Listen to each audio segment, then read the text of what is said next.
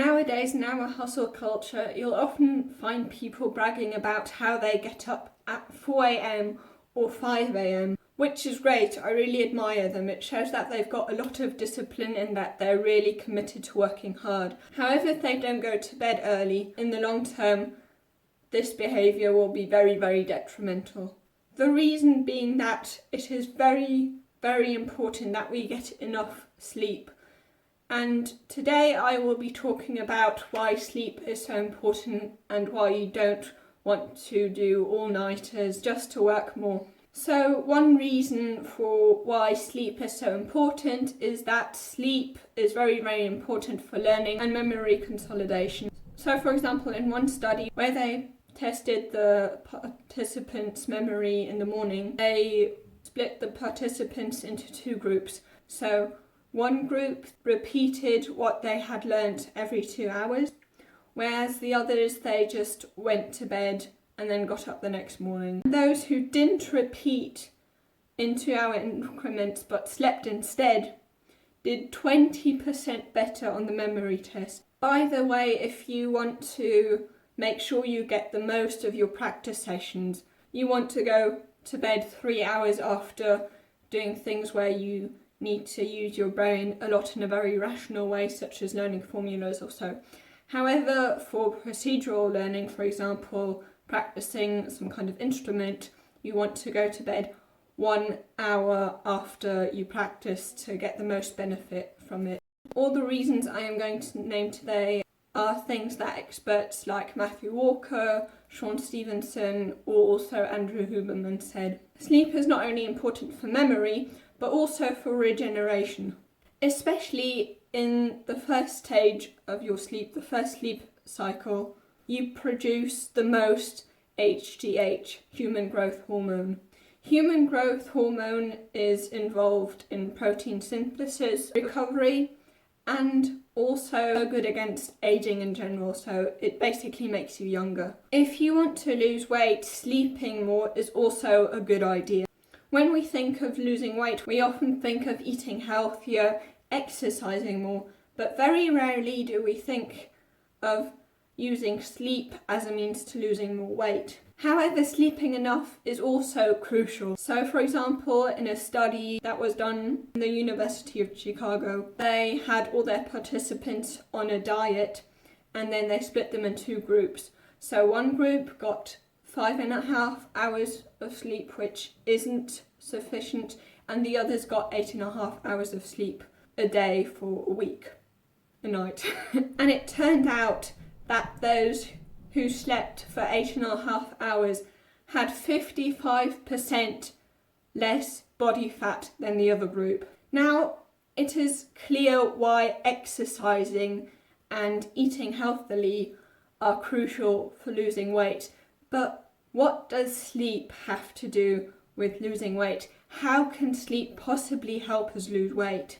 So, melatonin, the hormone that makes us sleep better and sleep more, and is also secreted while you sleep, make sure that you produce more brown fat tissue.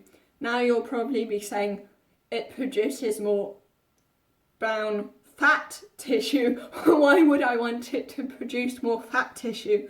That doesn't sound good for losing weight at all. But hold on a sec, I'll explain why this is a good thing. So we've got 3 types of fat tissues: beige fat tissues, brown fat tissues, and white fat tissues.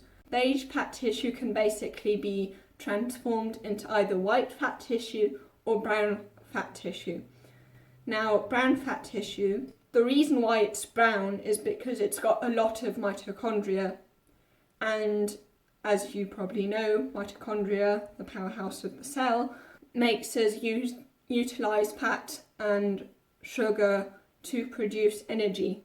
So that's why it burns fat, because it's got all these mitochondria contained in it. So brown fat tissue is the fat tissue that burns fat, as crazy as that sounds. Whereas white fat tissue is the fat that we actually consider fat. So white fat tissue is the one you don't want, and brown fat tissue is the one you want because it burns white fat tissue. However, that's not the only reason why more sleep makes us lose weight. In a Stanford study, they found out that just one single night of sleep deprivation makes you produce less leptin. And leptin is the hormone that makes you feel satiated, that makes you feel like you've got enough food. And of course, if you don't have as much anymore because you're sleep deprived, for example, then you will feel hungrier during the day, which will mean that you'll eat more. So sleeping doesn't only burn fat, it also makes sure you eat less. And then another reason why is because they also found that there also was a rise in cortisol levels in these participants. Then muscle tissue will be converted into glucose, and this process in general, if you're interested, is called gluconeogenesis.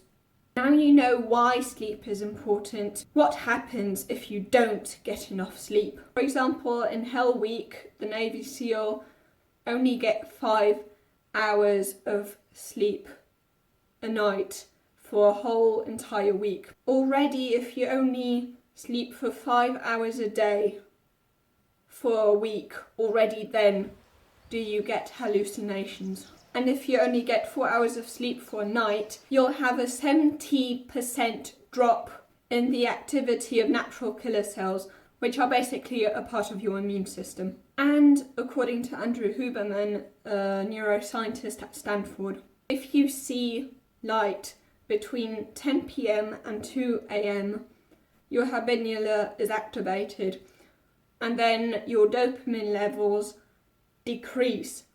And this is basically what disappointment kind of looks like. This circuit, in fact, is itself coined the disappointment circuit. So simply seeing light from 10 p.m. to 2 a.m.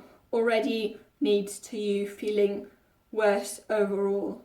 And if you only sleep for 4 to 5 hours for one night, you already have the testosterone levels, for the guys out there who will be devastated by what I'm going to say now. You will have the testosterone levels of someone who is 10 years older than you are. So twice a year, there's this experiment going on called daylight savings.